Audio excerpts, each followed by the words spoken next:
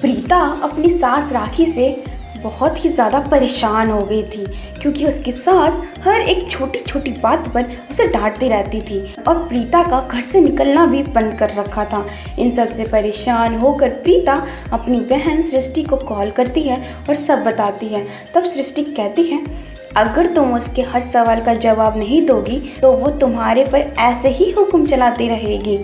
फिर प्रीता कहती है, तू सही कह रही है, अब मैं इस बुढ़िया को सबक सिखाती हूँ। तभी प्रीता का पति करण उसे कहता है, मेरे कपड़े प्रेस कर दो, मुझे ऑफिस के लिए लेट हो रहा है।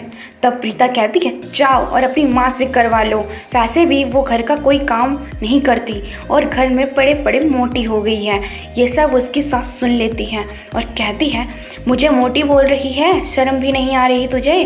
तेरे माँ बाप ने तुझे यही सिखाया है? तब प्रीता कहती है, देखो सासू माँ, मेरे माँ बाप को कुछ मत कहना, नहीं तो मुझसे बुरा कोई नहीं होगा। तब राखी कहती है, मेरे तो कर्म ही फूट गए जो तेरी जैसी बहू मिली मुझे। तब प्रीता कहती है, वो तो मैंने आपके बेटे पर तरस खाकर शादी कर ली, नहीं तो कोई लड़की नहीं मिलने वाली थी आपको। तभी करण परेशान होकर दोनों को चुप कराता है और काम पर चला जाता है। शाम होते ही प्रीता खाना बनाना छोड़कर सीरियल देखने बैठ जाती है। फिर राखी कहती है, अरे ओ महारानी, खाना कौन बनाएगा?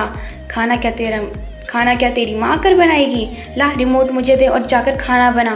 ये सुनकर प्रीता को गुस्सा आ जाता है और वो कहती है, आपसे कितनी बार कहा है मेरे घर वालों को कुछ मत कहा करो, आपको तो कुछ समझ ही नहीं आता, आप पूरी तरह गंवार हैं। तब राखी कहती है, तू मुझे समझाएगी मुझे क्या कहना है और क्या नहीं?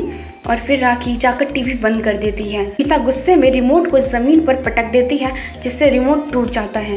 ये देखकर राखी को गुस्सा आ जाता है और वो प्रीता से कहती है, ये क्या किया तूने? ये रिमोट क्या तू दहेज में लेकर आई थी जो तोड़ दिया? निकल जा मेरे घर से, कभी अपना चेहरा मत दिखाना। तब प्रीता कहती है, घर से निकलने के मेरे नहीं तुम्हारे दिन आ गए हैं, वो भी 4 कंधों पर।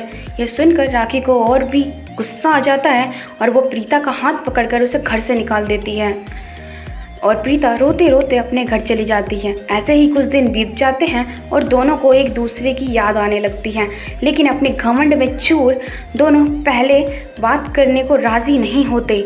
और एक दिन पता चलता है प्रीता माँ बनने वाली है, जिसके बाद राखी सब कुछ भूलकर प्रीता को घर ले आती है और दोनों खुशी खुशी रहते हैं। दोस्तों, आपको हमारी ये स्टोरी कैसी लगी हमें कमेंट करके ज़रूर बताएं और वीडियो को लाइक शेयर ज़रूर करें और जिसने हमारे चैनल को सब्सक्राइब नहीं कर रखा है वो सब्सक्राइब करना ना भूलें।